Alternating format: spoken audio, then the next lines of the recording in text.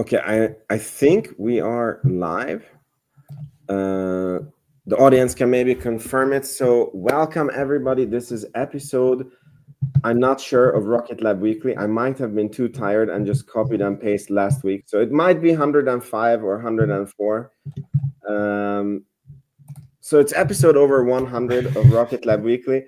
How is everybody doing?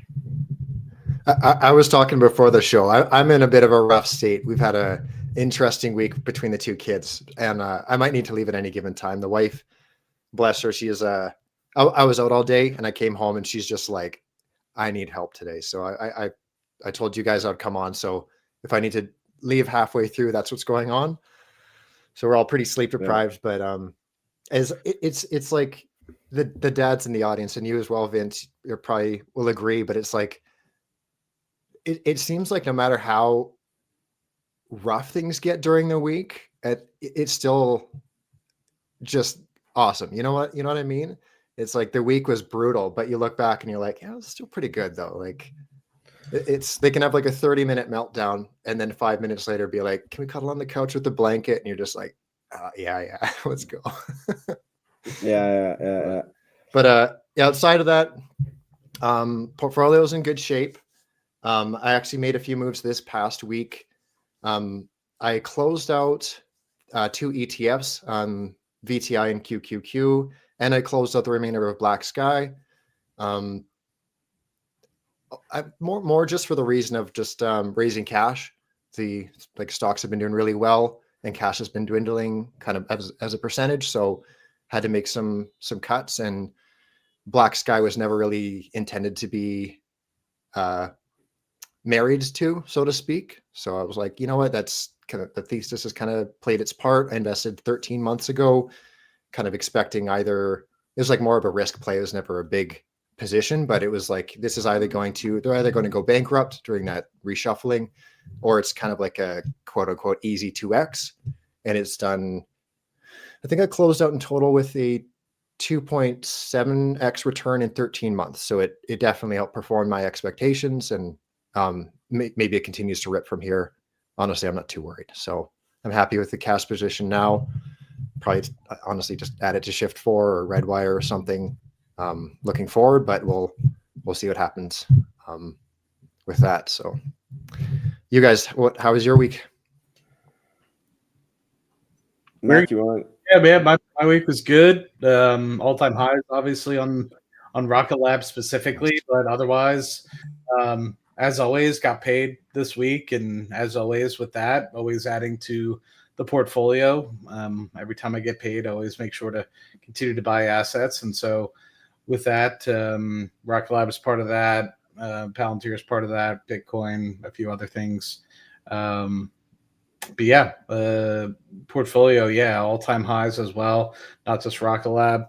So it's interesting, creeping higher and higher as always. Trying to think if there's anything else really to note specifically about the portfolio. No, other than last week, I was flying around a lot, trying to make a lot of plays. I obviously missed last week's session because I was in New Jersey working on some of the houses.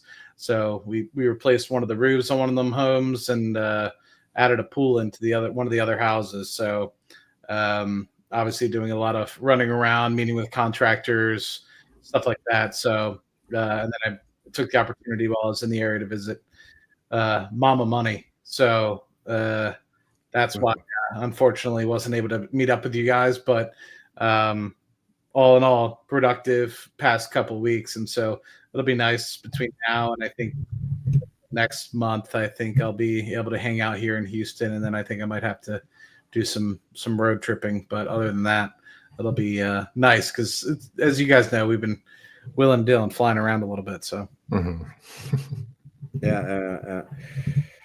Yeah, I mean, this week has been pretty interesting for me. I had Sir Peter Beck repost one of my tweets, and I got quite pissed because, I mean, it was like ironic that this tweet, I can show you guys which tweet it was. So I've done a not recently, but in the past, like I've been doing a lot of like longer form tweets where, you know, like I analyze Rocket Lab and this and that, and this was literally a shit post. I was sitting on the toilet, I saw this picture, and then I was like giving some eyes to Sir Peter Beck, and I was like, one of the eyes is for the suit, because he was wearing a very interesting suit. And he liked it and reposted it, and I was like, why this tweet? It was not meant to be reposted for Sir Peter Beck, but fine. You take the win when it comes. But we can actually take this as a first one, because, you know, we have this saying that whenever Sir Peter Beck wears a suit, it's like negotiations. And he is with the Prime Minister of Bavaria, which is a southern German state, home of basically the biggest industries in Germany. So I believe it's the home of BMW, definitely the home of Tesla, a famous football team called Bayern Munich, which I'm not sure you guys are familiar with, but when I was in high school, they were winning the European Cup. So I think maybe there is something coming out of Germany that is more than just Mynaric. What do you guys think? I think it's a safe bet. It was on, I think the Q2 call, there was a mention of a, I can't remember the phrasing, but it was like some other like space agency. Right away, I was kind of thinking maybe it's like ESA or something, but I'm wondering if this is tied to that. And we'll get to it a little bit later. Your comment about wearing suits definitely holds true. Yeah, exactly. I mean, yeah. Matt, you want to say anything about this one?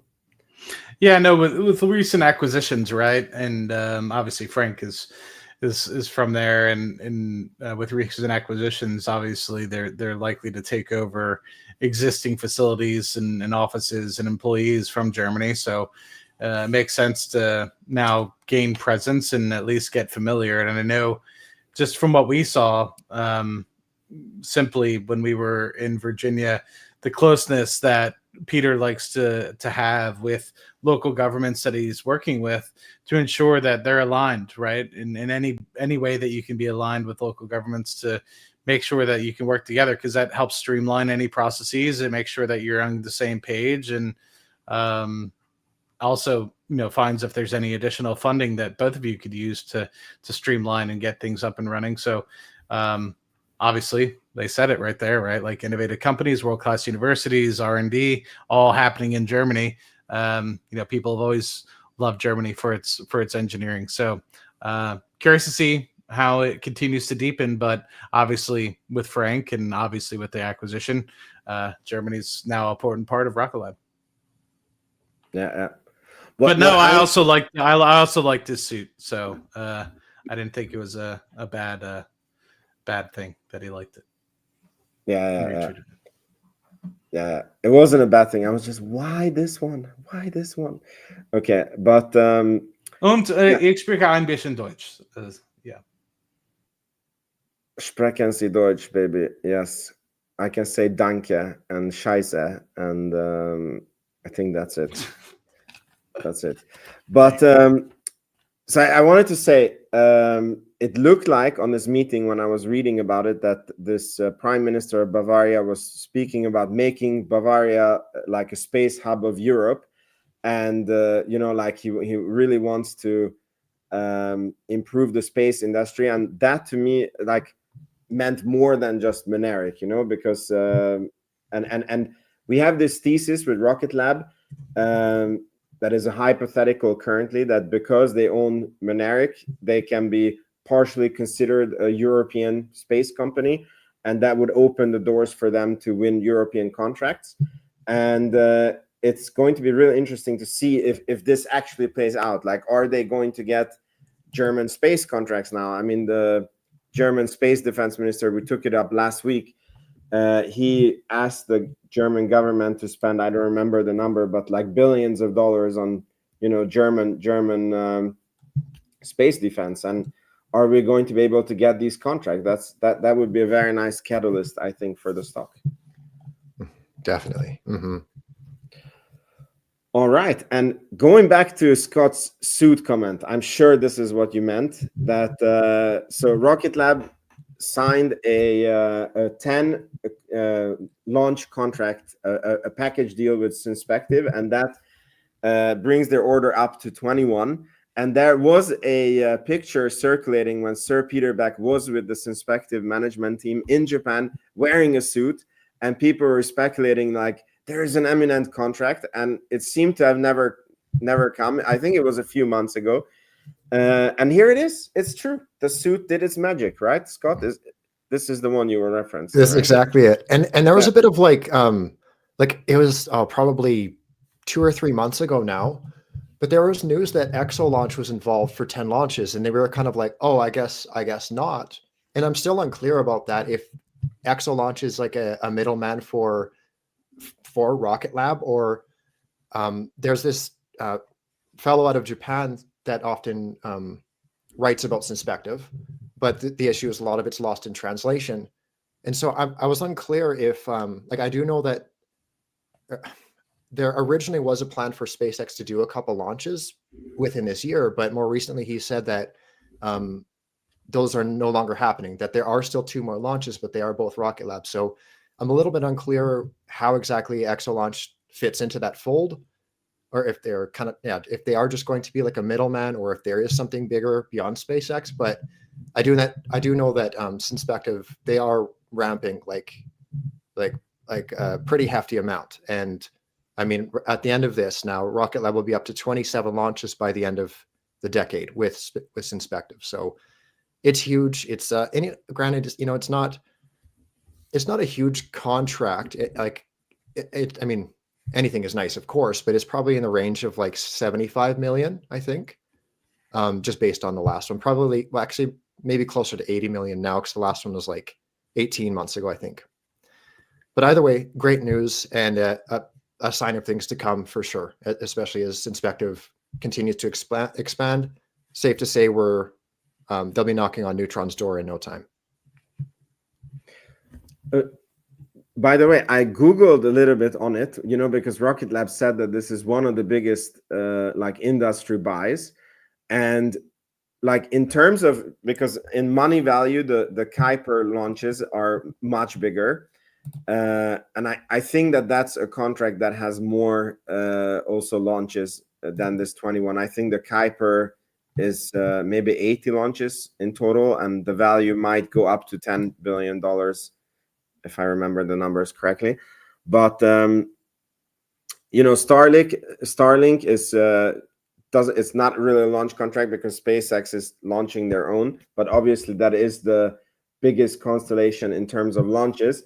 But after these, this is sort of the biggest in terms of number of launches. It is the biggest contract in the industry. So and in true Rocket Lab fashion, I think the stock was down after this the next day when this was announced. I don't know why the stock does this, but for me this was very significant. Like, it just shows how dominant Electron is. And I asked Sir Peter Beck in a tweet. I didn't think he would reply. I'm really curious why it makes sense for Synspective to have 21 different Electron launches as opposed to like collecting up the satellites and having one ride share or 2 ride shares. And I'm not even asking this as critical of Rocket Lab, but I'm really curious to get the logic of why it's better to do it this way. Like, is it like time that they're winning? That each time the satellite rolls off the assembly, they can just load it on the Electron and launch it, and then they win that time, and it's better for their funding? Or is it like that the satellites are on a very special orbit? And the reason why I would like to know the answer is, are there any other customers that have similar constellations with similar problems that would result in 20, 30 Electron launches? And if any one of you know the answer to this, please enlighten us also in the comment section. I'm looking at, and granted, like I mentioned, it's translated, but it's a document that was sent to me. It was from one of Synspective's financial results. And their plan, like, to kind of what you're saying, Vince, it does look like for the next 2 years, they're expecting 12 craft per year. And then past that, like looking at 2028, because as they're expanding a new or opening and expanding a new facility right now, they're looking to have kind of a baseline of 30 per year. Or sorry, I think I'm unclear if that's 30 per year or just like 30 for their constellation. But I think it is more just a matter of just like as soon as they get off the line, get them into orbit and call it good, rather than waiting to have like a bulk order and sending them off like 5 or 6 at a time. That's my take on it anyway. Maddie, what are your thoughts on all this? No, I mean, I think it is truly the fact that they can literally tailor where they put their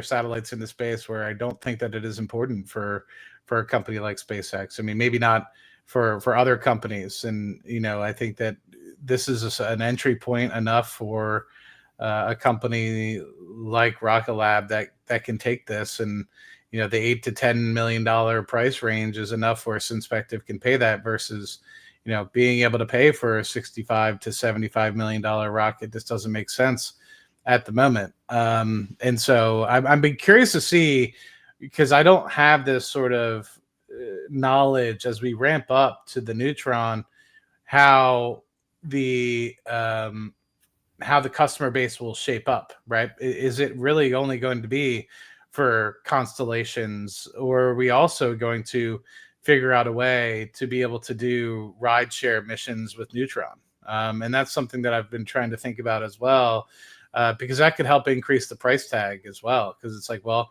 you want a rideshare, obviously you need to figure out a way to have different orbital sort of locations, and that obviously complicates the mission itself, right? If it's even plausible to be able to do multiple different customers upon something like that. So because if everybody wants their own tailored sort of orbital, apogees and apertures and everything like that, I mean, that's going to take time and movement and tailoring, and it takes up it's precision, right? And that precision, all this is additional complexity that needs to be calculated into the mission. And so it's interesting, and I don't necessarily know if that's part of the reason why that these things are going to a company like Rocket Lab versus a SpaceX. But it's been successful so far, and excited to see how they go. And we've seen obviously over the past couple of weeks how it's fared out for HASTE, and I'm sure it's going to be topics for today. Definitely. And just to add to what you're saying, Matt, about the rideshare, I won't go too in depth. I think I've mentioned it in a previous show, but like, long story short, if you look at the bookings, the launch bookings specifically over the past couple of quarters, we had the U.S. Air Force reentry mission added. But if you also look at the other launches that were added, the Electrons, it seems to me that there's not a full a full Neutron price tag that was booked. So to make a longer story short, I'm under the assumption that is going to be part of a rideshare. But again, it's someone at Rocket Lab's probably screaming into the screen right now, like, "You idiot, you're wrong." But that's just kind of my understanding of the numbers. So I think we might get a rideshare maybe as early as next year already. Well, that'd be good clarity. I mean, being able to get that sort of clarity and understand would be awesome, because that would allow us to kind of understand a little bit more about what to expect. Because you think about it, it's like it's difficult to have multiple ride sharing missions on an Electron when you only have 330 kilograms to kind of send to orbit. But you have 15,000 kilograms to send to orbit, 30,000 pounds. It's much more capable. And if you think about the example that I've written in the past about with with SpaceX, where they have, upwards of 20,000 kilograms to be able to, and I think that they only use about 15% of that on average for their rideshare missions. It's like I think they only use like 3,500 kilograms or something like that on average. So a lot of that space, you're paying for it, but you're not actually getting usage out of it. If we're able to potentially sign off on some of that and be able to pay to, maybe you'd be able to still get a premium. You still have to I don't know. I'm not trying to chip people out, right? But also at the same time, it's like you add complexity, so you do need to charge them. So, anyway, I'm not saying you need to triple the amount of money you charge people for getting half the amount of the rocket. So you're trying to get like $200 million out of a $55 million normal launch, but you do need to charge some sort of premium. So if it's $75 million that you're trying to get out of a 55 due to the additional complexities of where you're trying to launch and etc. All that sort of stuff. I don't know. I'm very curious to see how it shows up. Yeah, we're gonna find out sooner or later. Cool. We go to the next one, and that is that we had a launch just on the last day of the quarter, which I believe was launch number 4.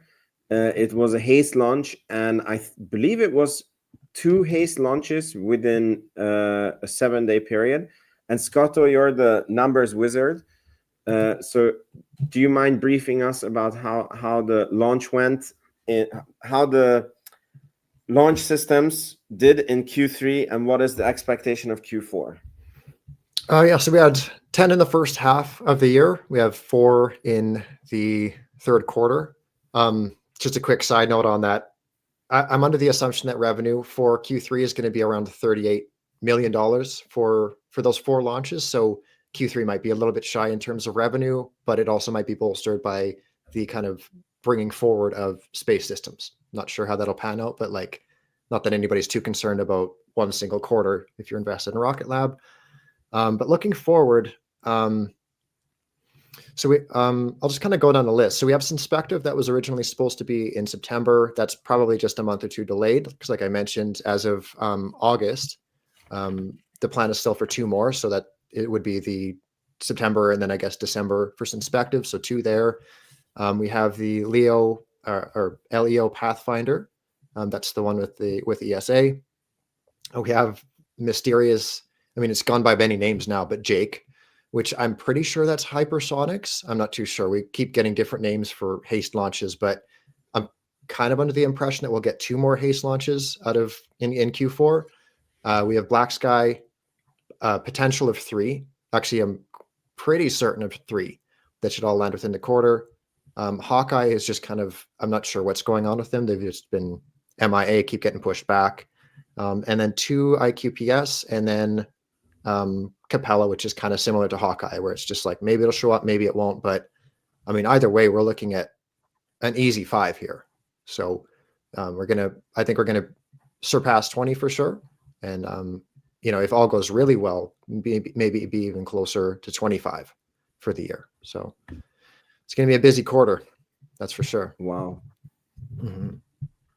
I mean, if they would get up to 25, that would be a launch cadence of like 44 in a year. That would be insanely bullish.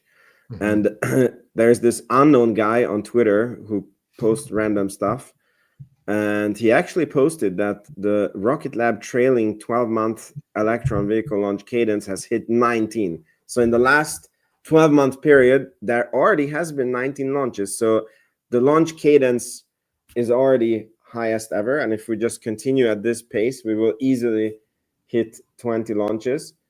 But this trend is not going flat; it's going up. So we might finish the year better than 20.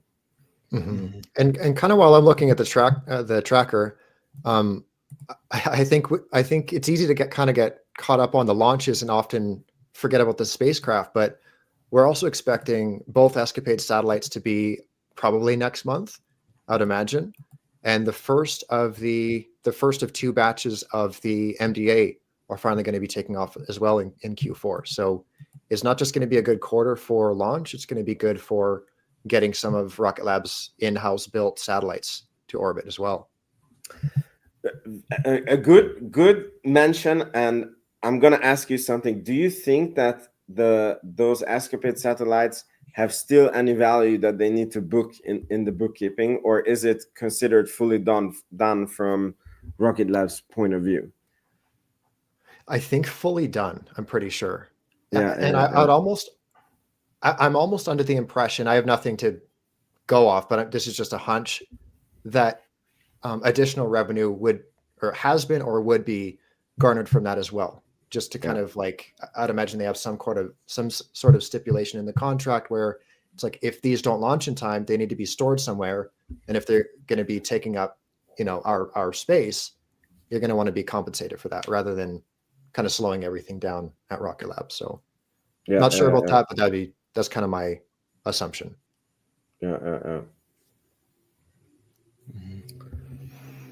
Matt, do you have anything to say on this random guy posting these charts?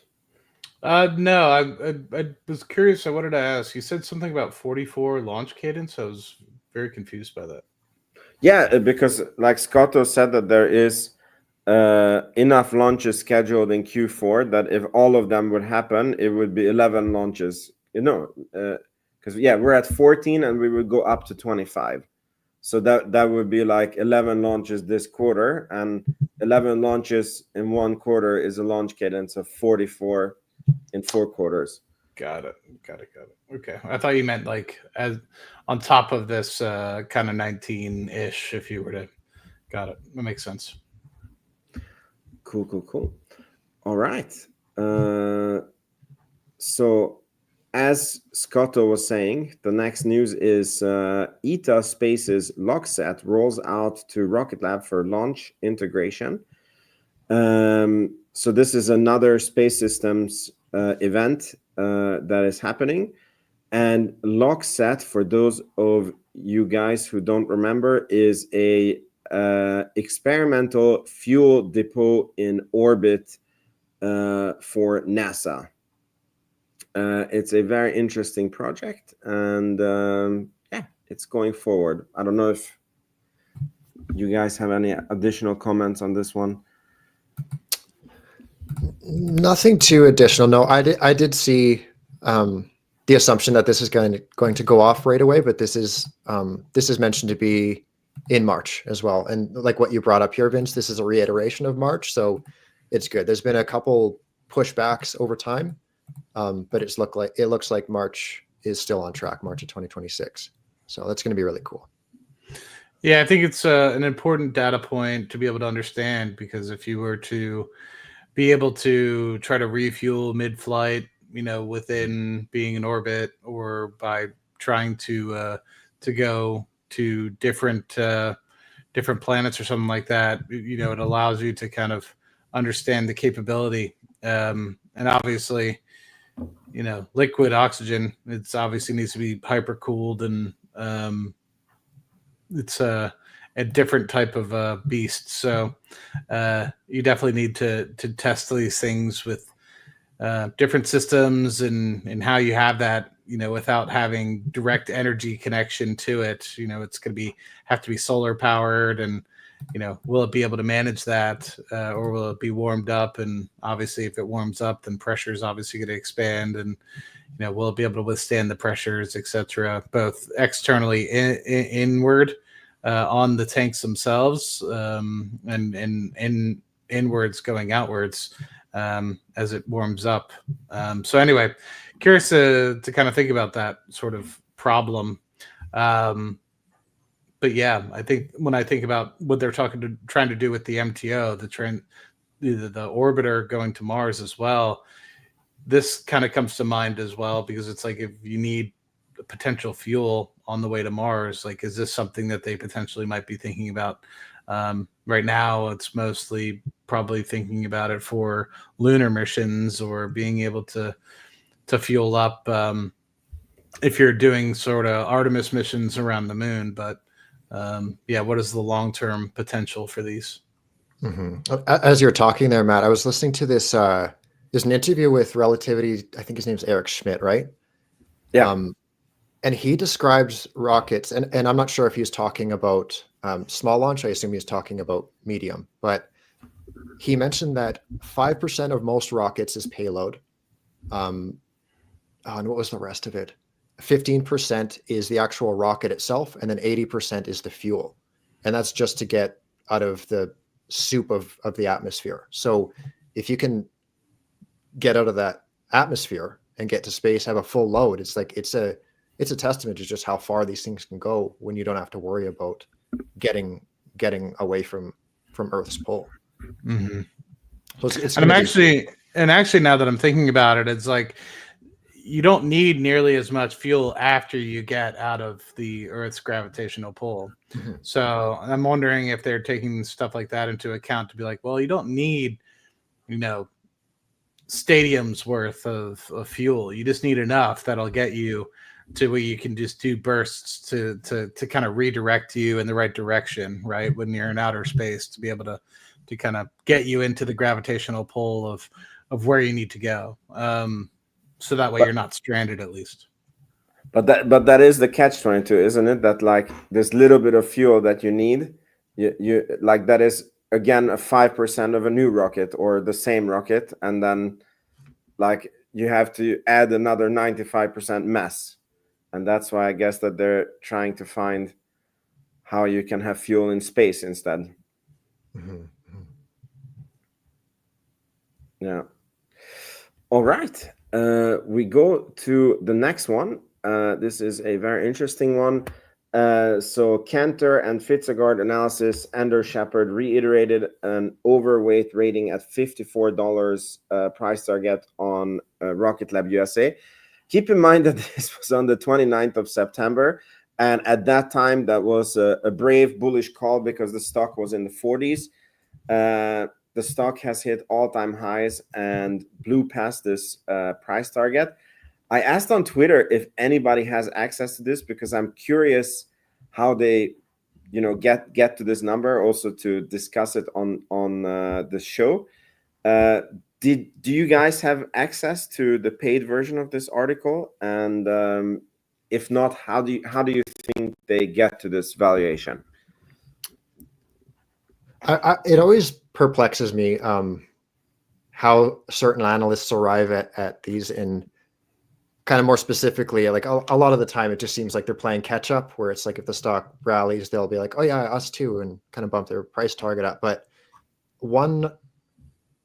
I wouldn't hang my hat on it, but an interesting point about Cantor Fitzgerald is Rocket Lab's former, I think, head of investor relations, Colin Canfield, but he works at Cantor Fitzgerald now, and so maybe he has a bit of I mean, granted, he's been out for quite a while, but he is associated with Cantor Fitzgerald, which I thought was interesting. And to take it a step further as well, on July they made a call for Redwire for a price target of $28, and that's currently at, I think, 10. So take it with a grain of salt, I guess. Yeah, this one worked out quite well. Like as I said, like within 2-3 days, Mm-hmm. the stock reached the price target. Matt, what do you think? Yeah, I mean, it always, you always have to have these as kind of with caveats, right? I mean, they're saying this is an overweight rating, meaning they think that's probably pricey where it's at and a $54 price target, but you don't necessarily know what that price target is. Is that where they think it should be today? Is that where they think it should be in a year from now? And that's part of the problem with some of these articles, like, price targets are always kind of tricky, and when you see them, it's people could say, oh, my price target is, and it's always, you always have to figure out what's the details behind it, because price targets can be very arbitrary, right? Yeah. Are you talking about today, tomorrow, next year, 10 years down the road? Are you talking about a terminal price target? So it's always pretty interesting when you say that, and I agree with Scott with respect to when sometimes these analysts, they always kind of just play catch up to save their own face. Yeah, and that's also why I was asking, because, for example, I remember when Dan Ives, back when Palantir way back was like $30, and he came up with the that Palantir should be $60 within 1 year, and everybody was like, what does he know that we don't know? And then I think, Matt, was it you and Amit or was it Arnie and Amit who ended up interviewing him? And then he was like, yeah, but you just put like a 40 price to sales on their optimistic forward earnings. And then it was kind of like, I got a bit disappointed that it was like overly simplistic. It did work out brilliantly, but I'm like, he's doing it this, full time. He's managing, I don't know how much money, but a lot of money. And I'm like, it's so overly freaking simplistic. And this is why sometimes I don't like the tweets when people are like, listen, Rocket Lab, $100, Mark, save this tweet. In 2025, it's happening. Like, I'm very happy if it does, but can you explain, like, is it like a gut feeling that you're having, or, like you ate a Chinese cookie and it said it there, or are you like calculating that, like they're going to reach these sales targets and this is the margin they're going to have, or yeah. So I'm just very curious how the investment bank sees Rocket Lab now and like how they come to these numbers. I mean, I think it always. Sometimes I think people make it too complicated, right? So, I hear what Dan Ives is saying to a respect, and no, it was not me, but Dan Ives and I have I think we have a very special connection because we're both Penn Staters, but it's not looking very good for the past 2 weeks for Penn State. So that's a different story for a different day. But sometimes I think some people just try to put too much into it, and in reality, they need to just think, well, what is the true potential of something like this? And that's what I always said about Palantir, right? Like, people are like, oh, why would you ever pay X for this or Y for that? And it's the same thing for Rocket Lab. It was a no-brainer paying $2 billion market cap for a company that had already launched 17 times when it when it reverse SPAC'd. Or reverse merged, sorry, and SPAC'd back in 2021. It was like, okay, you mean to tell me these guys have a realistic opportunity to potentially be something that's worth 20 billion plus? Okay, I'm gonna buy it, right? So I don't know. I think that sometimes you could say a bunch of different ways, but I think a lot of times sometimes people overcomplicate it. Sometimes people simplify it too much. I don't know. Mm-hmm. Yeah. I mean, anyways, I'm just curious to know like how they got to it. That's all I'm saying. It's not a critical statement. It's just the curiosity that killed the cat. And by the way, I want to bring up something. So we were supposed to get an award, or the SDA Tranche 3 was supposed to be announced on the 1st of October. And the day before, the government shut down. And I saw people tweeting that the website said that this website is not updating due to the government shutdown. So it feels like if Rocket Lab won that contract, we're not going to hear about it until the government reopens. So what do you guys think? Did we win a contract and it was just not announced? Or do you guys know anything like when that will be announced and how, and what can we expect? There was a document circulating, and it was a little unclear, but my take on it was that on October 1st, they'd be awarded, and on the 15th, they could announce. That was my take of it. But with the government shutdown and stuff, yeah, it begs the question, and I wish I had it available, but I could have swore I think it was something NSSL related where SpaceX just got an award, I think today, or I guess yesterday it would have been. So I'm not sure if the companies already know and it's kind of set in stone already. I'm not too sure. Maddie, do you have any insight into this? Yeah, these announcements are historically late by several weeks most of the time. So I don't remember what date it was. I remember I'm getting them all mixed up. I know that there's like a SDA announcement that's supposed to be soon. And then I know there's a Golden Dome announcement that's supposed to be soon, both in October. So I wouldn't be surprised if you don't hear something until November. Like I said, I'm tracking both, right? Because I think Rocket Lab will have a piece in both. To what extent, I don't know. But all I can hope for is that the acquisition of Mynaric and all the other acquisitions like Geost and everything like that, I think are extremely timely, and I think will give Rocket Lab a much better chance to get into them because they've been involved with these sorts of contracts before. So interesting. I don't know. What I can say is that they have everything going in the right direction. And what I would caution people is don't put all their eggs in one basket.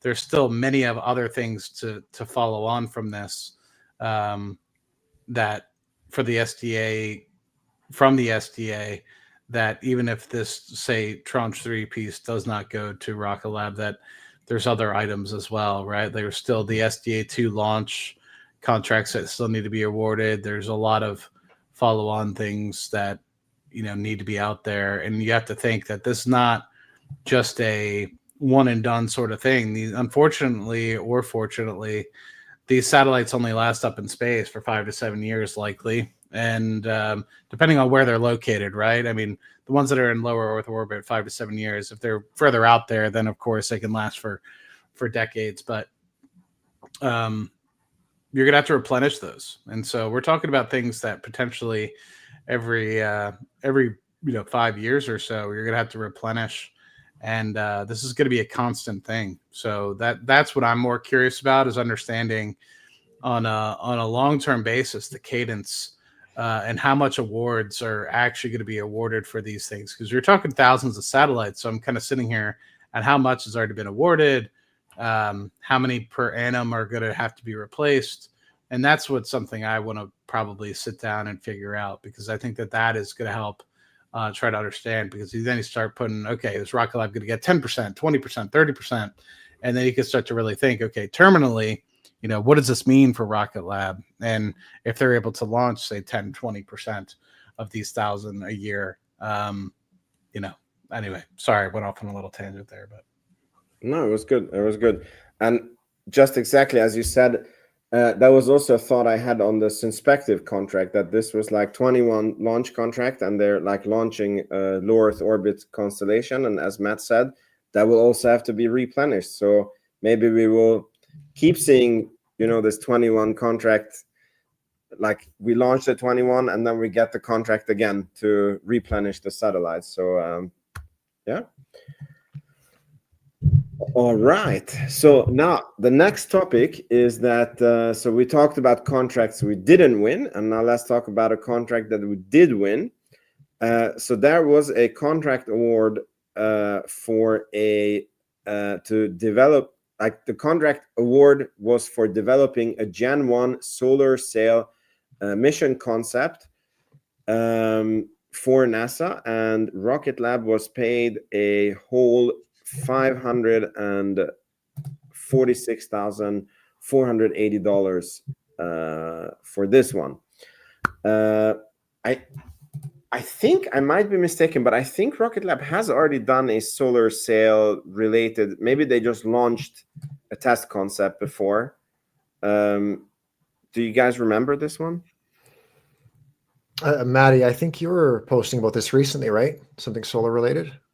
Nothing with respect to this particular contract, but I think what I have been talking about was that Solero and their legacy contracts or previous contracts was obviously part of the James Webb telescope, and then also the part of the helicopter that was sent on the Perseverance rover on Mars. And so obviously, if anybody has solar experience in space, it's Rocket Lab. So that's all I really had said in the past. Yeah. Any comments on this contract? I mean, I think that this is like Rocket Lab is being paid to develop a concept, and then if that concept is deemed feasible, I guess, by NASA, then it will lead to a new order and possibly a launch. So it's a beginning of something, but that's all I can say about this. I don't know if you guys have any. I might have missed it. Does it say, is there a description of what it's for? Just this one up here, that it should develop a Gen 1 solar sail mission concepts that will address objectives of future implementation plan in accordance with the manifest requirements documents titled Solar Sail Demonstration. Okay, so it doesn't seem to be for production for this payment, right? No. It's just a concept. Okay. Interesting. And guys, I you can correct me in the comments, but I think Rocket Lab has already launched on Electron a solar sail demonstration mission. I don't know, wasn't but it- you got to follow. AC3S or something, wasn't it? Sorry? Wasn't it called like AC3S or something? The payload? Okay, so it's not. I didn't make it up. Yeah, just as you're saying it, I'm like, wait a minute. In 2024, I think the Advanced Composite. I don't know if that was built by Rocket Lab though. The Advanced No, Composite Solar Sail. No, not that one. No. I mean, I don't think it was built by Rocket Lab. It was launched by Rocket Lab. So now they're like. That might be the one you're looking at. Then it was NASA related Advanced Composite Solar Sail System as a secondary payload. That was like the last rideshare that Rocket Lab did actually with Cased, the Korean company. So it's pretty interesting that it's like coming in-house now, like now it's not like a separate company developing the concept and Rocket Lab launching it. Now it's like probably the two together, like Rocket Lab developing and launching it. It's almost as if they are like an end-to-end space company. I don't know. Almost. What I do know is you need to follow some of these people back, man. You don't follow any of these people. Who? It's like you bring up all these tweets and then you never follow any of them. It's pretty funny. I'm super bad. Do you even follow me? I don't know. Maybe I should check if you follow me. I don't know. I'm pretty sure I follow you. Yeah. In the algorithm, it comes up anyways. Anytime you tweet, I still see it. So it's all good. But I followed him back. Yeah. Cool. So this was all the Rocket Lab tweets, but this week, or Rocket Lab news, but this week there is some very interesting things that also happened in general in the space industry. Hey Vince, before we move away from Rocket Lab, yeah. Okay, I got to share a rumor with you guys. Take it with a huge grain of salt, okay? Because I'm gonna say it, and you guys are gonna be like, "Hold on, where's my tinfoil hat?" Yeah, I know, right? Okay, so the only reason I'm bringing it up, because again, I was told this, and I'm like, no, but the person I'm hearing it from. Let me guess, acquisition rumors. No. Okay. So I'll speak more about it offline because I don't want to get the associates in trouble. But the rumor is, at some recent conference, there was a mention that someone has signed on with Rocket Lab, and that someone is not surprising. But the kicker is that it's for a 500 kilogram payload on an upgraded Electron. All right. So like I said, when I was told, I'm like, if it wasn't coming from this person, I'd be like, no, not buying it. But take it with a grain of salt. That's so interesting. So I don't. God, where is my tinfoil hat? Because I remember, like, when I literally was sitting there, I forget who I asked. Was it? I mean, the upgraded Electron is not such a big stretch, no? Like, I mean, it's like they keep getting more and more efficient, and I think we started at 200 something kilograms. We're up to 320. It's believable. It's believable. I'm with Matt. I'm not sure you have to have a tinfoil for this one. But I feel like I asked. I don't know if I asked somebody that was at Rocket Lab, or maybe you guys remember because you were there. Maybe it was a conversation between all three of us. But it was like when we were in person in Virginia. I remember asking, and maybe Doug or Dave remembers this. I was asking specifically, like, would there be an opportunity to kind of redesign with what we find out from Neutron to be able, not for the engine swap for the Archimedes or anything like that, because that was kind of debunked, very early because of, it being able to be too powerful and obviously just not work. But basically the fact that you'd be able to just reconfigure Electron, and the answer was kind of like, not really. I don't remember what the answer was, but it just didn't seem like the answer was we're not really thinking about it to an extent. Mm-hmm. It's kind of ringing a bell, and like, yeah, it seemed like it was kind of like what you see is what you get, but I don't know. To jump from like 325 kilograms to 500 is like, that's huge. So I don't know. Yeah. It's if it's so funny because we talked about this mass thing, right? So the 500 kilograms is 500 times 0.05. If they can take out 25 kilograms of mass out of the rocket somehow, then they don't need 400 something kilograms of fuel. It's crazy when you count like this, no? Mhm. So if they found, I don't know what they can make better on that rocket, like let's say the like, you know, the batteries for the electric pump, like if they can get like something that has a higher energy density, and then I don't know, it's not such a stretch. Mhm. Mhm. Yeah, I don't remember. I remember asking that question though, and I feel like maybe it was just a conversation. But I'm glad to hear it. I would love to see that because I know that if you think about it, Firefly has 1,000 kilogram rocket, and you think about it, it's like, well, if you could almost have two variants, almost like, Mhm. I don't know if that would help or hurt, right? Because obviously, the more variants you have, the more systems you need. You know, do you lose efficiency? I don't know, but And like I think V Curtis Leo said it. is I oh, think Curtis said it well. Like if you just have a second, like if you just have like almost like what they're doing with Neutron, right? How they almost have like a the first stage is in two almost. mhm. So it's like Yeah, if you almost have but like anyway. it's so interesting what you guys are saying, because you know there's three ways to reach the 500 kilograms.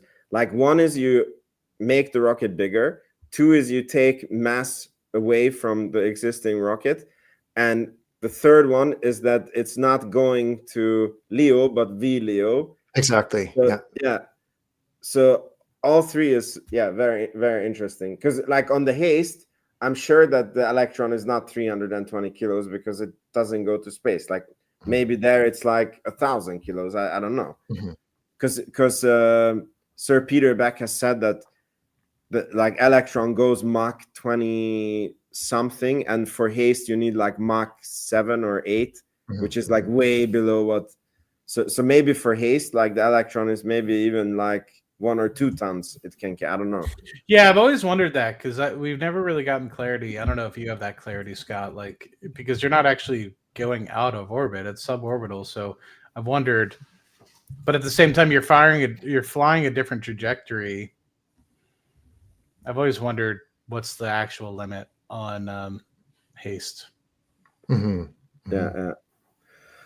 well, next time we ask them when Mhm. we meet. But just to segue into what Matt was saying, you used very strong words. You said Firefly has a 1,000 kilogram rocket, uh, and that's some very strong words. Had Had exactly. They plan to have.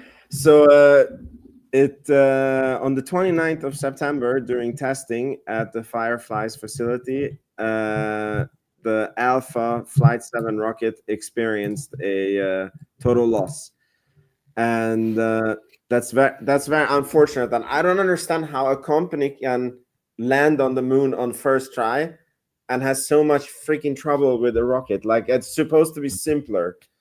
So well, I don't think Rocket Lab helps them with the rocket. Sorry, I shouldn't have said that. that was a very good one. I shouldn't have said that. That was a mic drop. Uh, yeah, I mean, in a way, like I think that this is luckier than the rocket blowing up mid-flight, right? Because they didn't lose any. Like Scotto cannot count it in his reliability equation because this never flew, and then they have an opportunity to make the rocket more stable. And to me, logically, it feels like a rocket can only fail so many ways. So like if they failed 3 times and they fixed those, and now this is a new way, like at one point they should arrive at a reliable rocket, no? So and I guess you do need to go through a few failures before you really know where the weaknesses of your rocket is. So I don't know if this is a good sign or a bad sign, or and Firefly just recently IPO'd on the stock market. I don't think this has helped the case. So do you guys think this company is doomed, or is it like buy the stock on this weakness because they will fix it? They are full of cash now. What do you guys think?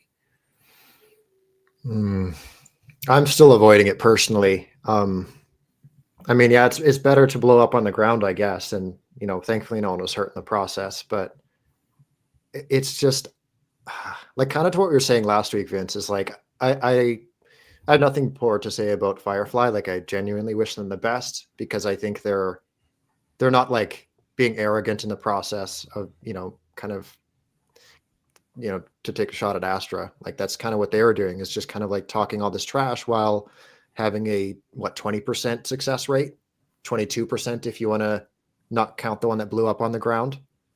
I mean, Chris would say it's what did he say, 50% success rate because he only counts 4 launches somehow. I don't understand his math, but it's another subject. But as far as Firefly goes, as of their call, they were mentioning to have the 2 launches this year.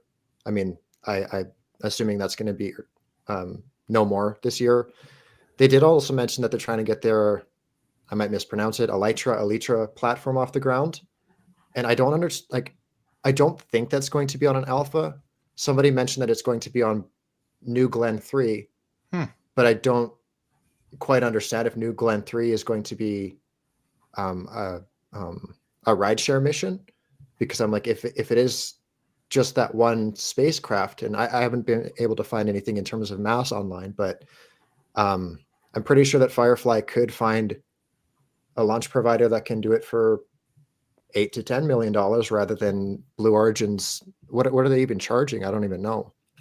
Like much more than Rocket Lab's charging. So at least it's 70. just perplexing. I don't understand what's going on there. I wish I did, but yeah, man, I don't know. Not the greatest time for Firefly right now. Feel for him. Yeah, I'm with you there, Scott. I mean, as partners in space, I wish everybody the best, and I want everyone to succeed. And obviously, these guys landed on the moon, and we partnered with them to be able to do something of that nature.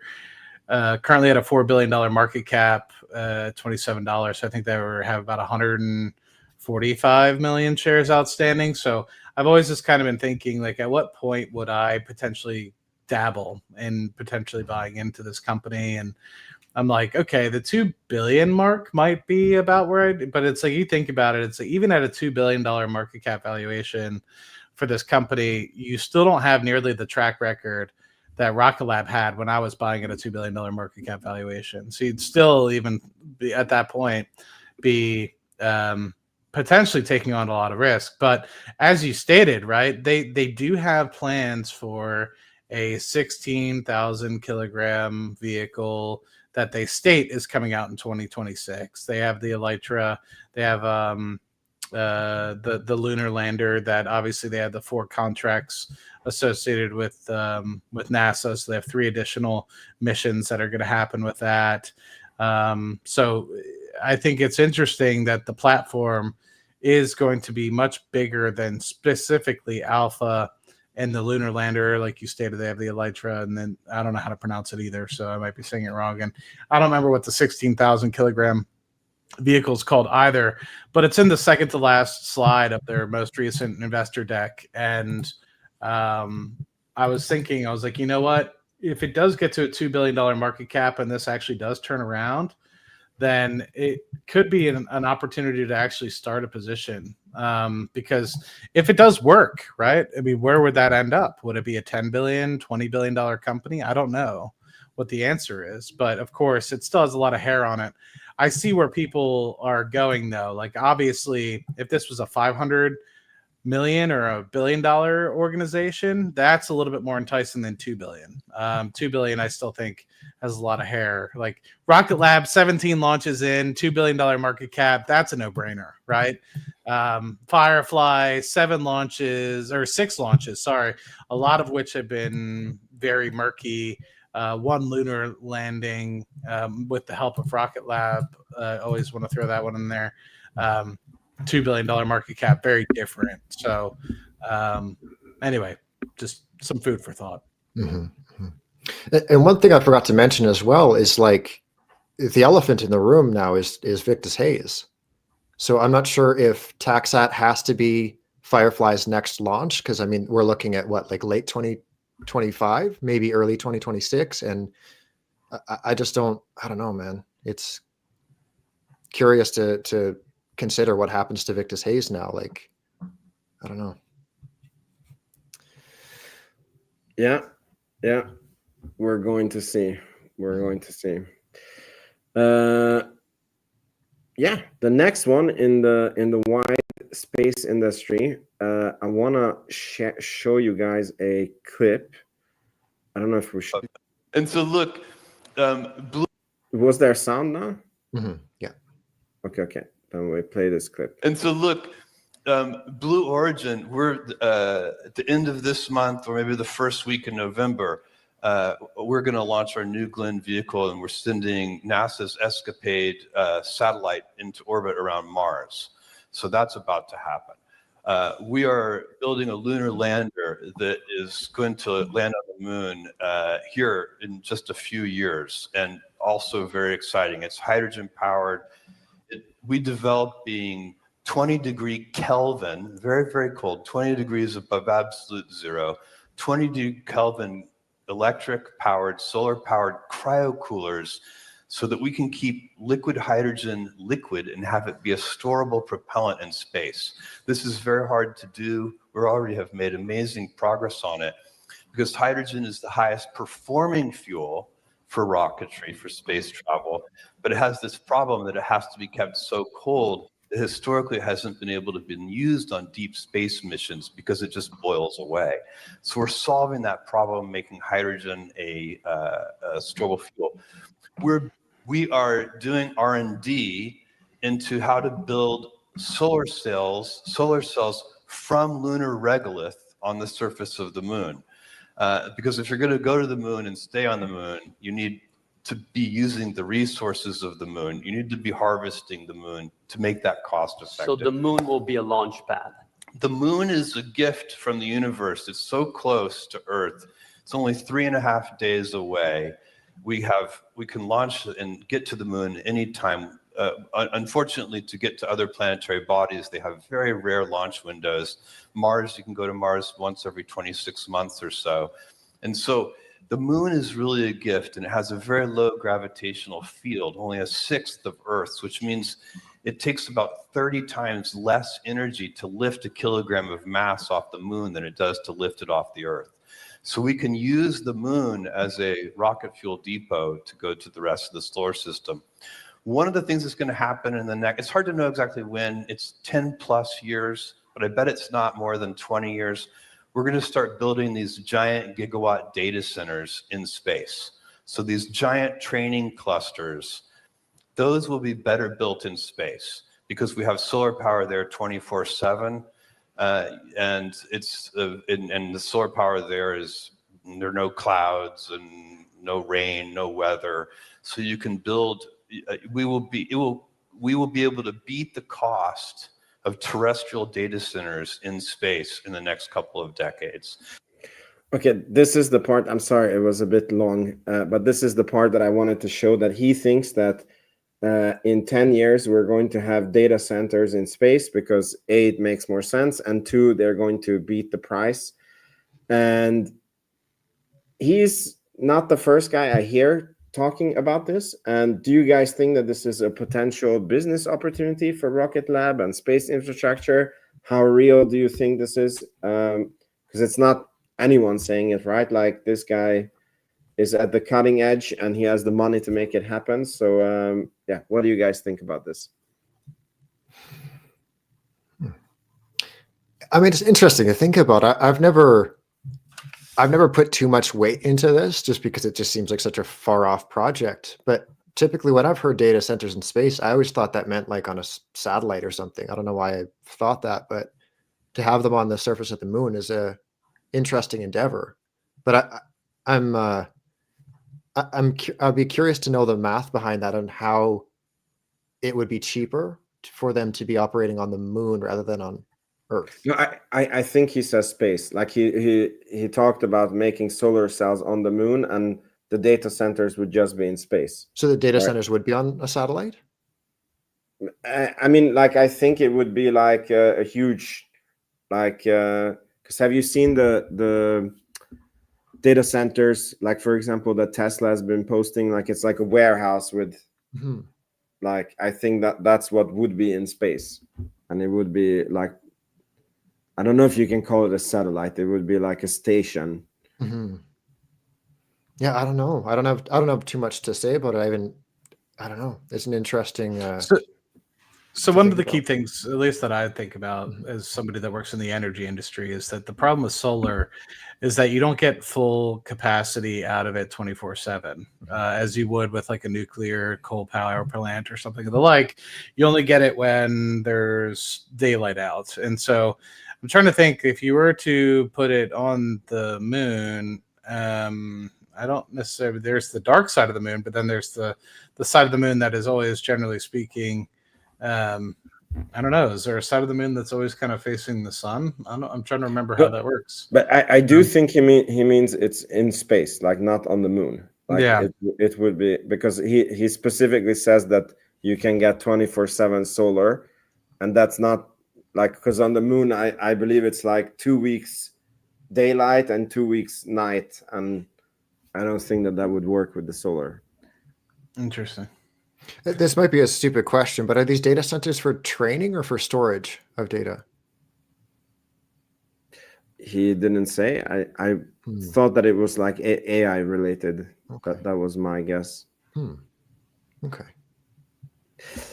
Let's make a pact. We ask Sir Peter back next time we speak with him. Like, what is, because I'm also very curious about the math of this. Like, how does he come to the math of this, that it's like cheaper to? Mhm. Yeah. Maybe it's cooler as well. Yeah. You don't have to pay for cooling. Maybe that's part of it. And maybe you can manufacture it on the moon, and then it will be much easier to launch it like into space from the moon. Okay. Because I don't know. it's so much less. So, yeah. Okay. So it gets back to, But like, you wouldn't be factoring in the cost of building a lunar base in that, I'd imagine, right? It's probably just like, yeah, if everything was set up and we had a factory on the moon, it'd be nice and cheap.